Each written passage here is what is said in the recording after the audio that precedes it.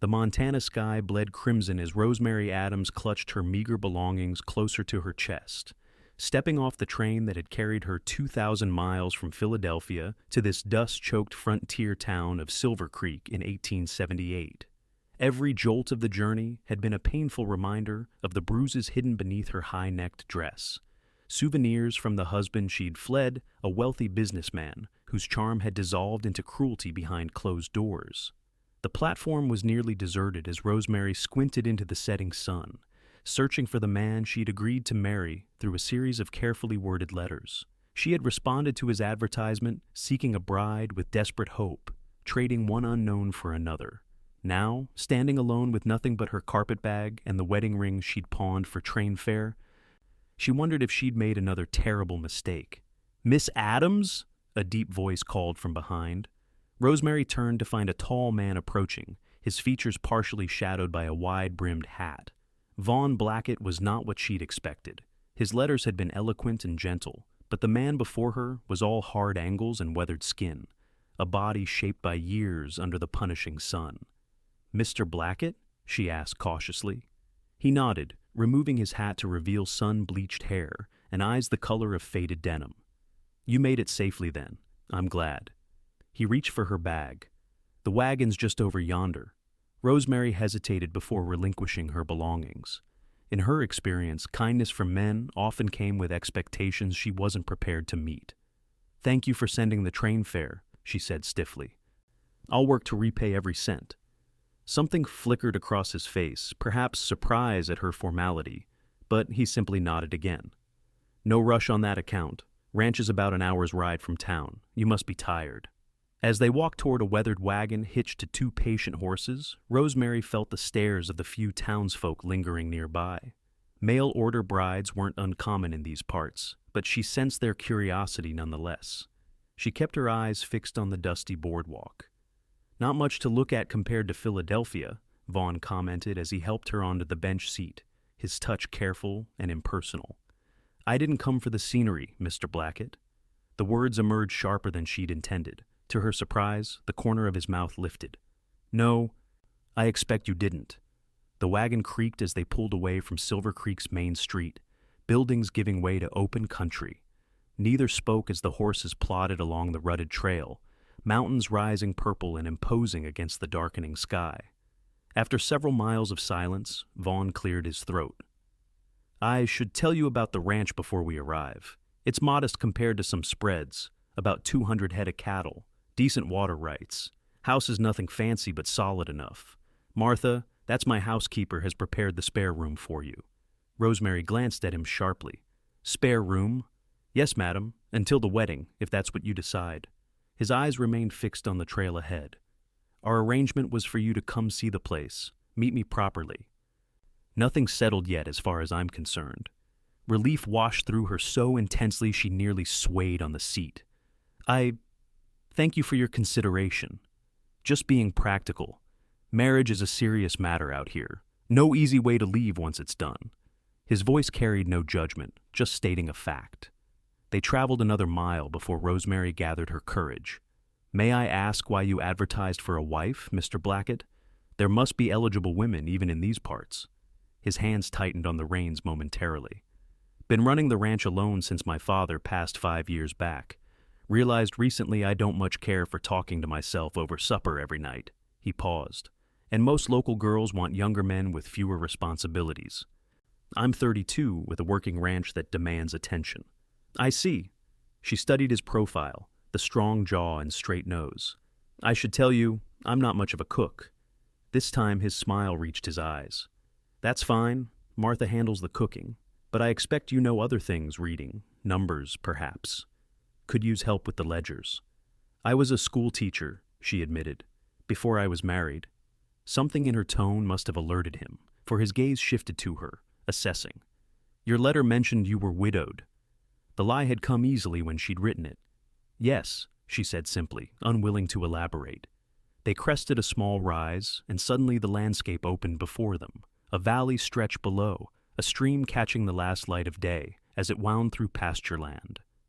A modest but well-maintained house sat nestled against a stand of cottonwoods, barn, and outbuildings clustered nearby. Blackett Ranch, Vaughn announced without pride or apology. As they approached, a woman emerged from the house, gray-haired and sturdy, wiping her hands on an apron. 2 ranch hands appeared from the barn, curiosity evident even at a distance. "That's Martha," Vaughn explained.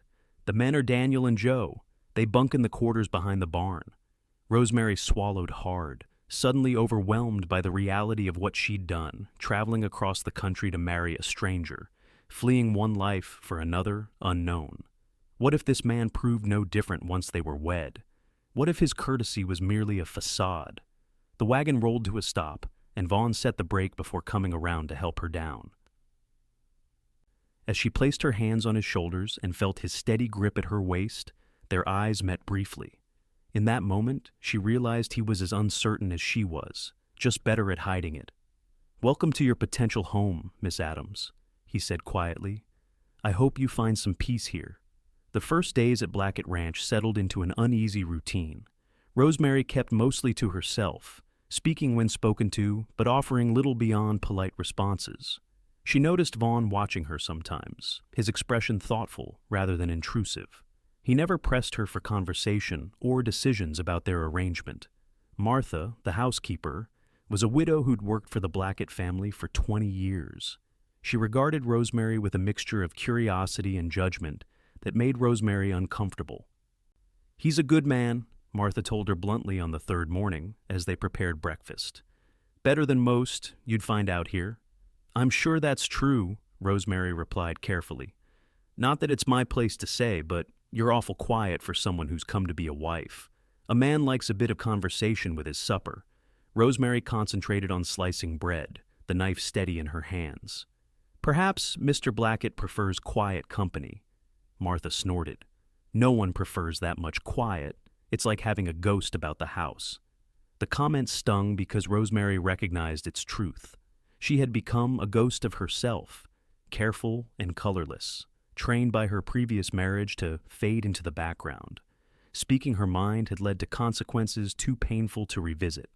That evening, when Vaughn returned from working the north pasture, Rosemary made an effort to inquire about his day.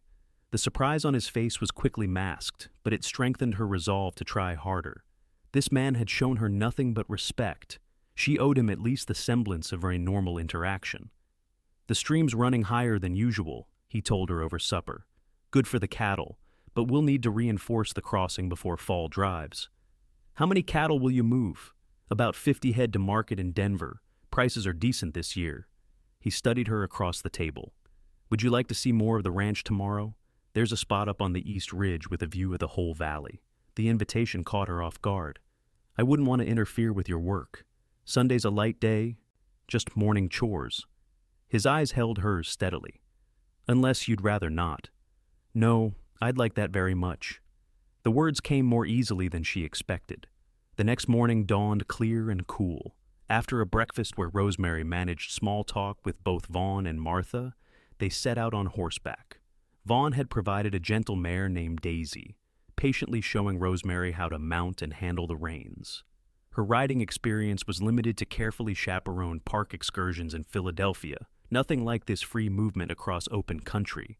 As they climbed the ridge, Vaughn pointed out landmarks, the boundaries of his property, the best grazing areas, a distant smudge of smoke that marked the Shoshone encampment where he traded occasionally. His voice took on color when he spoke of the land, revealing a deep connection to this wild place. "My father came west with nothing but determination and bad advice," he told her as they reached the viewpoint. "First 2 years, he nearly starved. 3rd year, he met my mother, daughter of a French trapper. She knew this land, taught him how to read its moods and seasons." "She's gone now?" Rosemary asked as they dismounted. "Fever took her when I was 15. He secured the horses to a scrub pine. "But everything good about this place has her touch on it. She's the one who planted the cottonwoods around the house, said a home needs shade and music."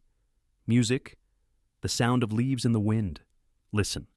They stood in silence, and Rosemary heard it, the whisper of the breeze through the valley below, carrying the rustle of countless leaves. It was beautiful in its simplicity. "Your mother sounds like a remarkable woman." "She was." He gestured toward a flat boulder. "Good spot to rest a spell." They sat side by side, not touching, but close enough that Rosemary could sense the solid presence of him. The valley stretched before them, bathed in morning light. After several comfortable minutes of silence, Vaughn spoke again. "Miss Adams, Rosemary, I hope you don't find it too forward if I ask what brings a lady like yourself to answer an advertisement from a stranger." The question wasn't unexpected, but Rosemary still tensed. "You mean, what flaw or desperation drives a woman to such measures?" "That's not—" He frowned. "I only meant you seem educated, refined. You had options beyond this." She looked down at her hands, then deliberately raised her eyes to the horizon. "Not as many as you might think. A widow with no children and limited means has few respectable choices." "And was that truly your situation?" His perception unsettled her. "Does it matter?" "It might." He turned toward her, his gaze direct but not unkind. "Trust works both ways, Miss Adams. I'm asking you to trust me with your future, but I need to know who I'm inviting into my home." The moment stretched between them, taut with unspoken truths. Finally, Rosemary spoke, her voice barely above a whisper. "I was married for 3 years to Edmund Harris, a textile merchant in Philadelphia." She took a steadying breath. "He's not dead, as I claimed in my letter. I left him." Vaughn remained silent, waiting for her to continue. "My father was his business partner.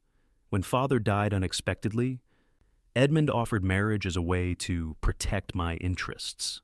I was 22, suddenly alone, and he seemed kind." Her laugh held no humor.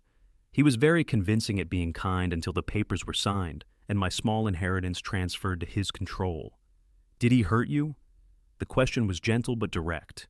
Rosemary stared at the distant mountains. "He had expectations of a wife's behavior, absolute obedience, perfect housekeeping, suitable conversation when he desired it, and silence when he didn't." Her voice dropped even lower. "He didn't tolerate mistakes." Understanding darkened Vaughn's eyes. "I see. I endured for 3 years, believing I had no choice. Then I learned he'd been systematically selling off my father's assets, preparing to move us to Europe. I took what little money I could access and fled." She finally turned to face him fully. "So no, Mr. Blackett, I am not a respectable widow. I am a runaway wife who lied to secure passage west, far enough that Edmund wouldn't follow." The confession hung between them, and Rosemary braced for judgment or anger. Instead, Vaughn nodded slowly. "Thank you for telling me the truth." He rose from the boulder, offering his hand to help her up. "We should head back before Martha sends out a search party." Confused by his measured response, Rosemary allowed him to assist her onto her horse. They were halfway down the ridge before she found her voice again. "Aren't you going to say anything about what I've told you?" Vaughn adjusted his hat against the climbing sun. "What would you have me say?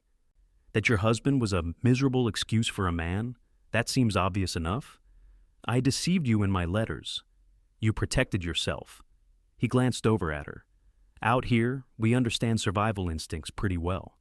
And the legal complications? I'm still married in the eyes of the law." His jaw tightened. "There are places remote enough that such technicalities matter less than a person's character. I'd say you're entitled to a fresh start." They rode in silence for several minutes before Rosemary gathered her courage again. "What happens now? With our arrangement?" "That depends on you," Vaughn replied. "My offer stands if you want it. Take your time deciding." The remainder of the ride passed in contemplative silence. When they reached the ranch yard, Vaughn dismounted first, then moved to help Rosemary. As his hand circled her waist to lift her down, she noticed for the first time how differently his touch felt from Edmund's steady and respectful. Asking nothing. "Thank you for today," she said quietly as her feet touched ground. His eyes met hers briefly. "You're welcome at my table and under my roof for as long as you need, Miss Adams. No strings attached." Something warm and unfamiliar stirred in her chest as she watched him lead the horses toward the barn. It wasn't trust, not yet, but perhaps the beginning of possibility. The following week brought a rhythm to Rosemary's days. Mornings were spent helping Martha with household tasks. Afternoons often found her updating Vaughn's ledgers or organizing years of neglected correspondence. She discovered she enjoyed the work, finding satisfaction in bringing order to the ranch's business affairs. Vaughn expressed genuine appreciation for her efforts, and they began spending evenings on the porch, talking about books they'd read or sharing stories from their respective upbringings. He never pressed her for details about her marriage or urged her toward decisions about their future, allowing her space to find her footing. 2 weeks after her arrival, Rosemary was hanging laundry in the yard when she heard approaching hoofbeats. A rider appeared, raising dust on the road from town. "Letter for you, Miss Adams," called Daniel, the younger ranch hand, extending an envelope. "Stagecoach brought the mail yesterday." Rosemary accepted it with a trembling hand, recognizing the precise handwriting immediately. Her name and care of V. Blackett were inscribed in Edmund's unmistakable script. "Everything all right, madam?" Daniel asked, noticing her pallor. "Yes, thank you," she managed, tucking the letter into her pocket. "Is, Mr. Blackett at the north pasture today?" "Yes'm. Won't be back till sundown." Rosemary nodded and finished hanging the laundry with mechanical movements. Only when she'd returned to the privacy of her room did she open the letter with shaking fingers. "Rosemary, did you truly believe you could disappear without consequence?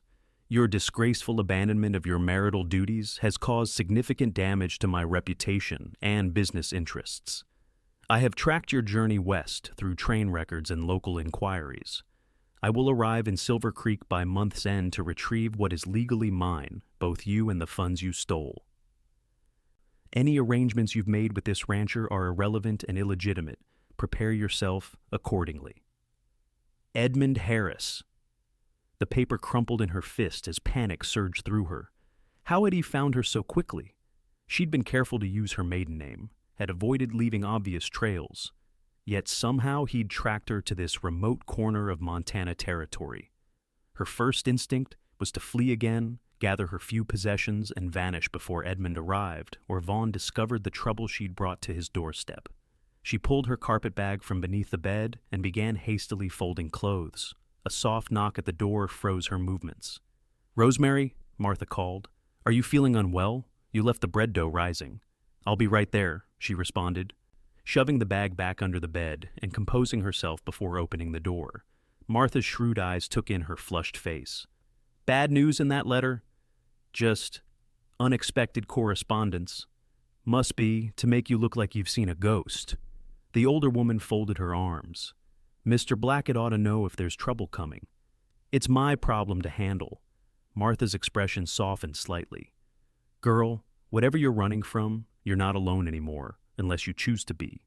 The simple statement nearly undid Rosemary's fragile composure. She turned away, blinking back tears. "I need to finish the bread." By evening, Rosemary had composed herself enough to serve supper normally, though she avoided Vaughn's questioning glances when she declined their usual porch conversation. She retreated to her room early, unable to maintain the pretense of calm any longer. Near midnight, unable to sleep, she crept downstairs for a glass of water. The kitchen was bathed in moonlight streaming through the windows, and she didn't bother lighting a lamp. "Couldn't sleep either?" Vaughn's voice from the darkened doorway startled her so badly she dropped the glass, which shattered on the floor. "I'm sorry," she gasped, immediately dropping to her knees to gather the broken pieces. "I'll clean this up. Leave it," he said gently, stepping closer. "It's just a glass." When she continued frantically collecting shards, he knelt beside her, carefully taking her wrist. "Rosemary, stop before you cut yourself." The touch, combined with the gentleness in his voice, broke something inside her. A sob escaped before she could suppress it, then another. "What's happened?" he asked, his hand still lightly encircling her wrist. "Was it that letter today?" She nodded, unable to speak through the tears. "Come sit," he murmured, helping her to her feet and guiding her to the kitchen table. He lit a small lamp, then retrieved a broom to sweep up the broken glass. Only when the floor was clear did he join her, pulling his chair close, but not touching her.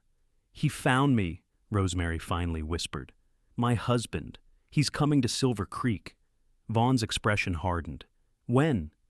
"By month's end, he says." She wiped her tears with trembling fingers. "I need to leave before he arrives. I won't bring this trouble to your door." "Let me see the letter." After a moment's hesitation, Rosemary retrieved it from her pocket and handed it over. Vaughn read it quickly. his jaw tightening with each line. "He threatens you," he observed, voice dangerously calm, "and claims you stole from him. I took only what remained of my inheritance, less than half. But in the eyes of the law, a married woman's property belongs to her husband." She laughed bitterly. "As does she." Vaughn placed the letter on the table between them. "You don't have to run." "Of course I do. Edmund won't leave without me, and he'll involve the law if necessary. Your reputation would be ruined for harboring another man's wife." "I don't give a damn about my reputation." The quiet intensity of his voice made her look up. "This is your home now, if you want it. I won't let him take you against your will. You don't understand what he's capable of. I understand men who use their strength against those weaker than themselves." His eyes held hers steadily. "I've never considered myself a violent man, Rosemary, but I will protect what's mine." "I'm not yours," she whispered. "No," he acknowledged, "but you are under my protection while you're on my ranch. That means something out here." They sat in silence for several moments before Vaughn spoke again. "Will you trust me to handle this?" The question hung between them, so simple, yet impossibly complex. Trust had been systematically destroyed in her by years of betrayal and pain. "I don't know if I remember how to trust," she admitted. Vaughn nodded as if he'd expected this answer. "Then we'll start small. Trust me enough not to run tonight. We'll talk more in the morning, make a proper plan." It seemed such a modest request, yet Rosemary felt the weight of it. "All right," she finally agreed. "I'll stay until morning." Relief flickered across his features. "Thank you." When she rose to return to her room, Vaughn remained seated. At the doorway she paused. "You shouldn't involve yourself in this. He's a dangerous man." "So am I, when necessary." His voice was quiet, but carried absolute conviction. "Sleep well, Rosemary." Morning brought clearer thinking and a tentative plan. Over breakfast, Vaughn outlined his thoughts while Martha and Rosemary listened intently. "First, we determine exactly when he's arriving," Vaughn explained. "Daniel can check stagecoach schedules in town today. Then we decide whether to confront him directly or pursue legal measures." "What legal measures exist?" Rosemary asked. "As his wife." "As a woman who fled abuse," Vaughn corrected firmly. "Judge Parker and Helena might grant you a territorial divorce on those grounds." Martha nodded her agreement. "Judge is a fair man, lost his sister to a bad marriage years back." "But that would take time," Rosemary protested. "Edmund will be here within 2 weeks." "Then we buy time." Vaughn's expression was resolute. "If necessary, I can make it very difficult for a city man to locate this ranch." The determination in his voice both comforted and concerned Rosemary. "I don't want violence." "Nor do I, but I want you safe more than I want peace." He met her gaze directly. "The choice remains yours, Rosemary. If you wish to return to Philadelphia with him, I won't interfere. But if you choose to stay, I'll stand with you." The strength of his commitment staggered her. "Why would you do this for someone you barely know?" Something softened in his eyes.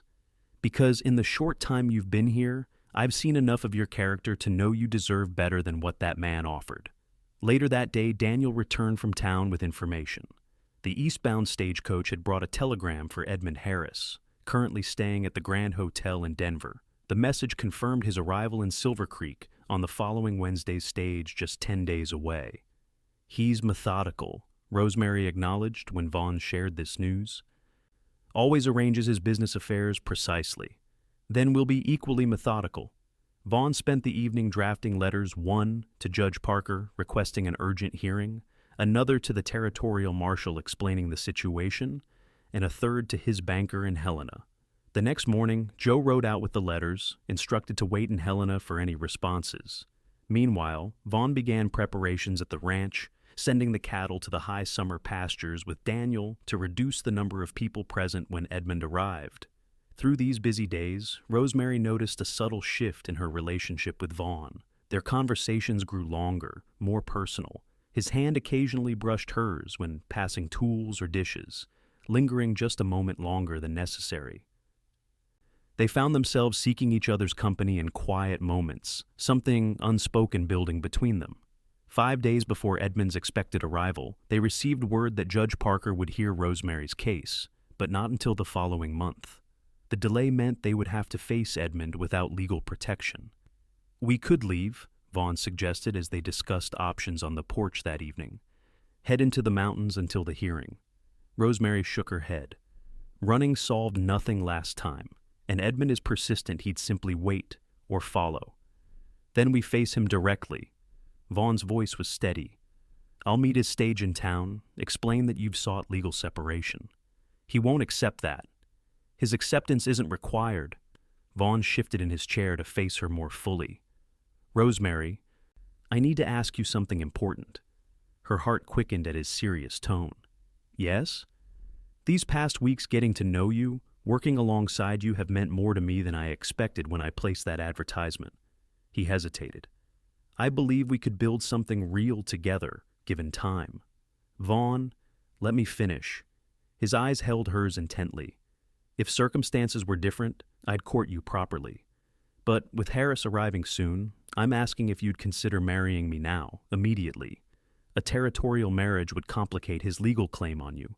Stunned, Rosemary could only stare at him. "It would be a real marriage," he continued quietly. "Not just a legal maneuver, but I would never rush you into all aspects of it before you were ready." When she remained silent, uncertainty crossed his features. "I understand if you need time to consider." "No," she interrupted, finding her voice. "I mean, I don't need time. Your offer is more than generous, more than I deserve, after bringing this trouble to your door." "That isn't an answer." His gaze was gentle but persistent. "Do you want to marry me, Rosemary? Not just to escape Harris, but because you see a future between us?" The directness of the question demanded equal honesty. Rosemary searched her heart and found, to her surprise, that the answer came easily. "Yes," she said softly. "I've felt something growing between us from the beginning, something I never expected to find again: trust, and perhaps the start of something deeper." Relief and genuine joy transformed his face. "Then we'll ride to town tomorrow and see the justice of the peace." They were married the next day in a brief ceremony witnessed by Martha and the local shopkeeper. Rosemary wore her best dress, a blue cotton, that Martha had helped alter to fit her slender frame. Vaughn had trimmed his beard and donned a clean shirt with a string tie. When the justice pronounced them husband and wife, Vaughn's kiss was gentle and brief, but held a promise that made Rosemary's cheeks flush. That night, true to his word, Vaughn made no demands. He showed her to the master bedroom, explained that he would take the adjacent room until she was ready for more, and kissed her hand before bidding her good night. The respect in this simple act moved Rosemary deeply. The next 4 days passed in a strange limbo of newlywed adjustment, overshadowed by Edmund's impending arrival. Rosemary moved her belongings into Vaughn's room. They shared meals as husband and wife, and slowly grew accustomed to the casual intimacies of married life. His hand at the small of her back, her straightening his collar before he went out to work. On the eve of Edmund's arrival, they sat together on the porch, watching darkness settle over the valley. Vaughn's arm rested along the back of the bench, not quite touching her shoulders, but offering support if needed. "Are you afraid?" he asked quietly. Rosemary considered the question honestly. "Yes, but not like before." She turned to look at him. "Before, I was afraid and alone. Now I'm afraid, but not alone. That makes all the difference." His hand moved to cover hers. "Whatever happens tomorrow, remember that. You're not alone anymore." She leaned against him then, her head finding the hollow of his shoulder, as if it had always belonged there. They sat in comfortable silence until the stars emerged, each drawing strength from the other for the confrontation to come. Morning broke clear and cool, promising another beautiful late summer day. Vaughn and Rosemary ate breakfast early, both too tense for much conversation. As they prepared to ride to town, Martha pressed a package of food into Rosemary's hands. "For the journey home," she said firmly. "You'll both be back for supper, mind you." The confidence in the older woman's voice steadied Rosemary's nerves. She embraced Martha impulsively. "Thank you for everything." "Off with you now," Martha replied gruffly, but her eyes were suspiciously bright. "That man needs handling, and my money's on you two to do it proper." The ride to Silvercreek took just under an hour. As they approached the outskirts of town, Vaughn reached across to take Rosemary's hand. "Stay close to me," he said. If things turn ugly, we leave immediately. Your safety matters more than confronting him." She nodded, though they both knew retreat wasn't a true solution. The stagecoach was scheduled to arrive at noon. They tethered their horses behind the general store and walked to the small hotel where Edmund would likely seek accommodation. Vaughn had arranged for a private parlor where they could meet without public spectacle. As the minutes ticked by, Rosemary found herself growing calmer rather than more anxious. There was something about having Vaughn beside her, solid and unwavering, that helped her find her own strength. At precisely noon, they heard the distant sound of the stagecoach horn announcing its arrival. Vaughn squeezed her hand once before releasing it. "Remember who you are now?" he said quietly. 20 minutes later, the hotel proprietor showed Edmund Harris into the parlor. He looked exactly as Rosemary remembered, impeccably dressed in an expensive suit, his dark hair perfectly groomed, his bearing that of a man accustomed to command. His eyes flickered with momentary surprise at finding her not alone, then narrowed as he assessed Vaughn. "So, this is the rancher who's been harboring my wife," he said coldly. "I expected someone more substantial." Vaughn remained silent, allowing Edmund to show his character through his words. Edmund turned his attention to Rosemary. "You've led me on quite a chase, my dear. Most inconvenient and embarrassing.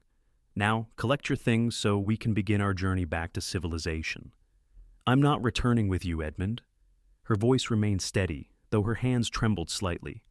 "I've filed for divorce on grounds of cruelty. The hearing is next month." Edmund laughed, the sound devoid of humor. "Divorce? Don't be ridiculous. No court will grant such a petition without evidence, and it's simply your word against mine, the word of a woman who abandoned her home and stole from her husband." "She has witnesses," Vaughn interjected calmly. "Your housekeeper, the doctor who treated her injuries, former friends who observed your behavior." A flash of uncertainty crossed Edmund's face before his confidence reasserted itself. "Hearsay and misinterpretations. Besides, even if such a petition were granted, which it won't be, she remains my wife now and subject to my authority." "No," Rosemary said clearly. "I'm no longer your wife in any way that matters." Edmund's eyes narrowed dangerously. "What nonsense is this?" "Mrs. Blackett and I were married 4 days ago," Vaughn stated, his voice level but firm. "The marriage is recognized by territorial law." "Bigamy is a crime," Edmund snapped. "This supposed marriage is fraudulent and meaningless." "Not according to Judge Parker, who's been fully informed of the circumstances." Vaughn moved closer to Rosemary. "The judge has temporarily recognized our union pending the outcome of the divorce hearing." Edmund's face flushed with anger. "You think some frontier judge overrules Philadelphia law? I'll have you both arrested." "You're welcome to try," Vaughn replied evenly. "But consider this. Even if you somehow force Rosemary to return east, what exactly would you be bringing home? A wife who despises you, who would tell anyone who listened about your treatment of her. Is your pride worth that public scrutiny?" For the first time, Edmund seemed to falter. His gaze shifted between them, calculation evident in his expression. "What do you want? Money? Is that what this charade is about?" "I want nothing from you," Rosemary said firmly. "Except my freedom. And the funds you stole? Take them as payment for the marriage contract you broke through cruelty." Her chin lifted slightly. "Consider it a bargain." Edmund's jaw clenched as he recognized the trap closing around him. His reputation in Philadelphia business circles depended on the appearance of respectability. A public scandal involving abuse allegations would damage him far more than the quiet dissolution of a marriage. "This isn't finished," he finally said, his voice tight with suppressed rage. "I'll consult my attorneys." "Do that," Vaughn suggested. "Meanwhile, the next eastbound stage leaves tomorrow morning. The hotel has comfortable accommodations." Edmund's eyes fixed on Rosemary with cold fury. "You'll regret this defiance." Something in his tone, the familiar threat barely concealed beneath polished words, triggered a memory of countless similar moments. But instead of shrinking from it as she once would have, Rosemary stepped forward. "No, Edmund, my only regret is not leaving sooner." Her voice remained low, but carried absolute conviction.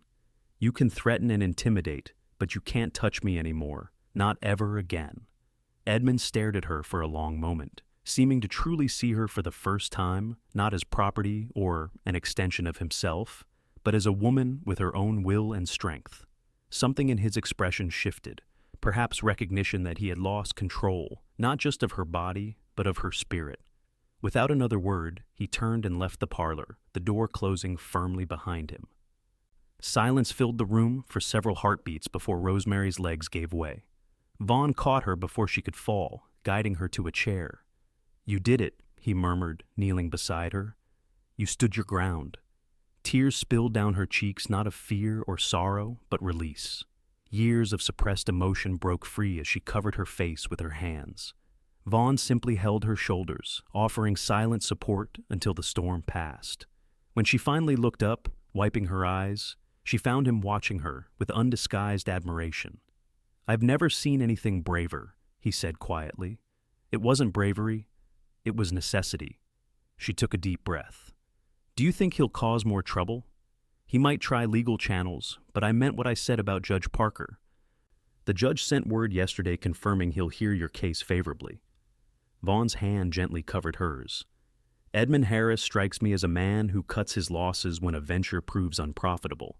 Fighting for you would cost him more than walking away." She nodded, beginning to believe it might truly be over. "Can we go home now?" The word home clearly registered with both of them its significance, its rightness. Vaughn helped her to her feet, his touch lingering. "Yes," he said simply. "Let's go home." The ride back to the ranch was quiet but companionable, both processing the confrontation and its probable outcome. As they crested the final rise overlooking the valley, Vaughn reined his horse to a stop beside hers. "I need to say something," he began, his expression serious. "Our marriage may have started as a practical solution, but my feelings for you are genuine, Rosemary. I don't expect anything from you that you're not ready to give, but I want you to know that I intend to be a true husband to you in every way you'll allow." The simple honesty of his declaration touched her deeply. "I married you for protection," she acknowledged, "but also because I've come to care for you, Vaughn, more than I thought possible after everything that happened with Edmund." Hope brightened his eyes. "Then we build from here, day by day." Martha was waiting on the porch when they arrived, her worried expression dissolving into relief as she read their faces. "It went well then?" "As well as could be expected," Vaughn replied, helping Rosemary dismount. "I don't think he'll trouble us further."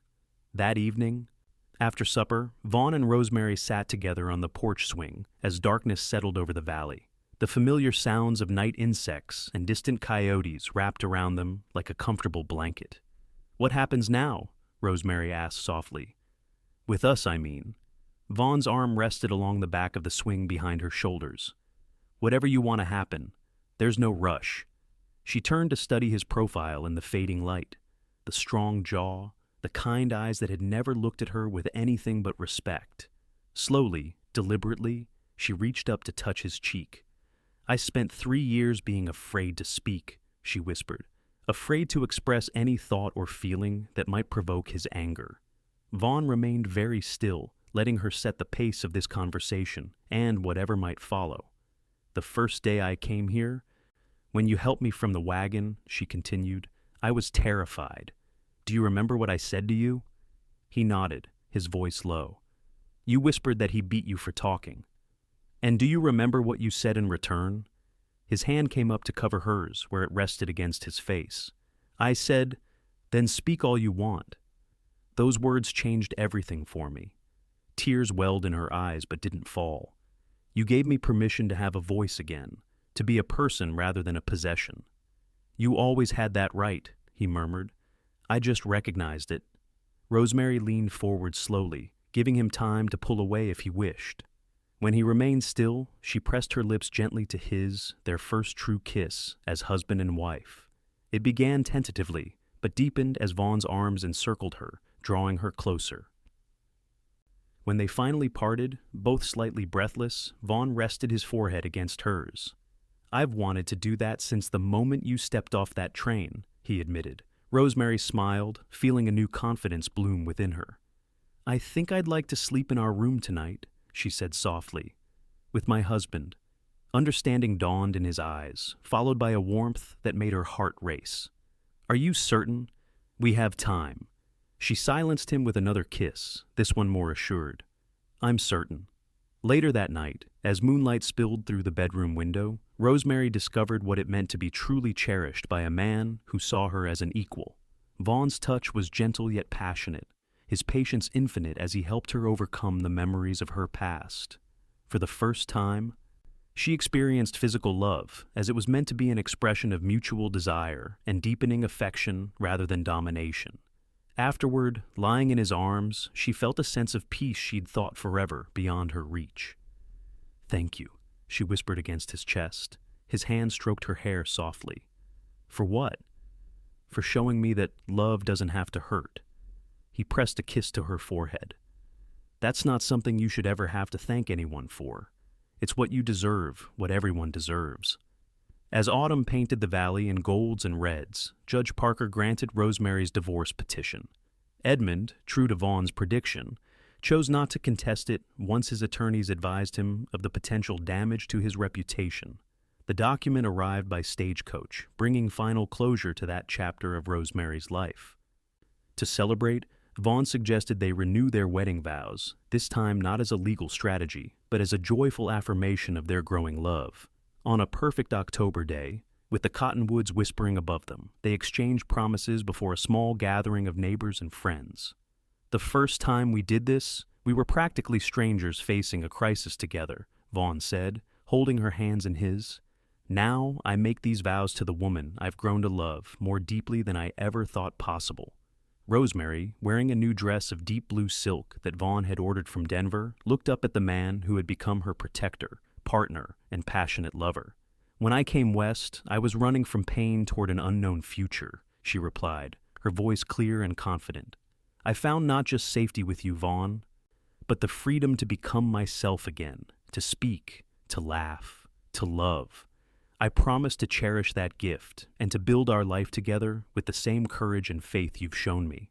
Martha sniffled audibly from the front row as they sealed their vows with a kiss that left no doubt about the depth of their feelings.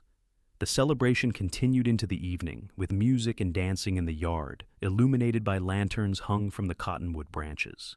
As the party wound down, Vaughn led Rosemary away from the others to a quiet spot near the stream. The harvest moon hung low over the eastern ridge, painting the landscape in silver light. "Happy?" he asked, his arms encircling her from behind as they gazed across their land. "More than I ever imagined possible." She leaned back against his solid warmth. "Do you ever regret answering my letter? Taking on all my troubles?" He turned her in his arms to face him. "Not for a single moment.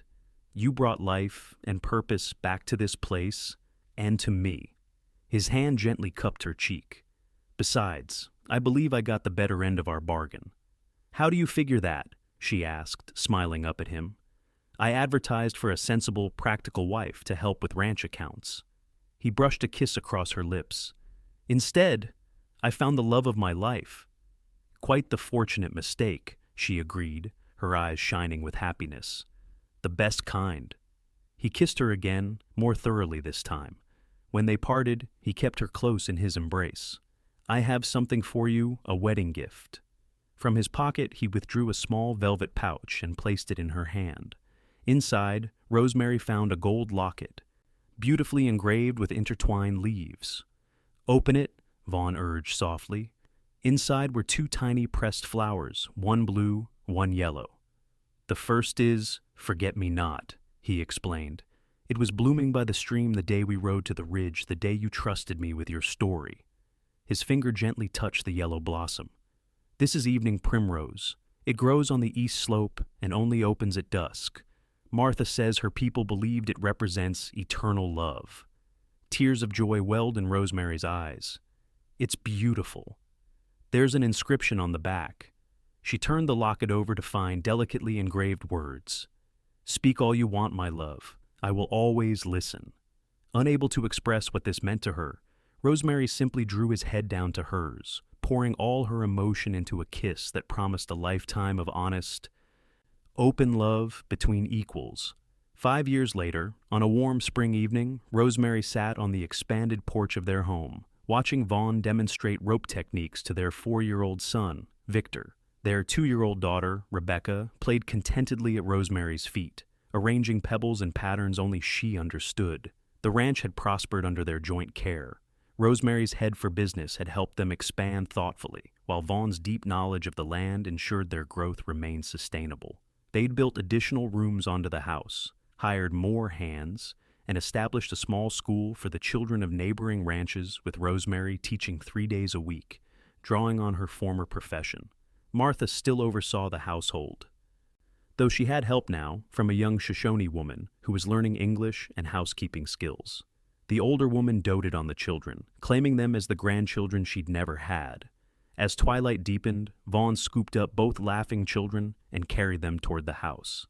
"I believe it's story time," he announced, depositing Victor beside Rosemary and settling Rebecca on his lap. "Tell us how you and Mama met," Victor requested, as he often did.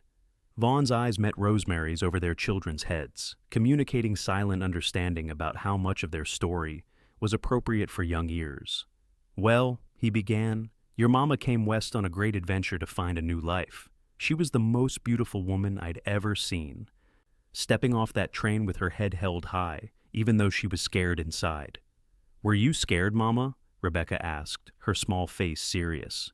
"Yes, sweetheart. Sometimes people are scared even when they're doing something brave." Rosemary smoothed her daughter's dark curls. "But your papa made me feel safe right away." "And then you falled in love," Victor stated with the certainty of a child who'd heard the story many times. "Not right away," Vaughn corrected gently.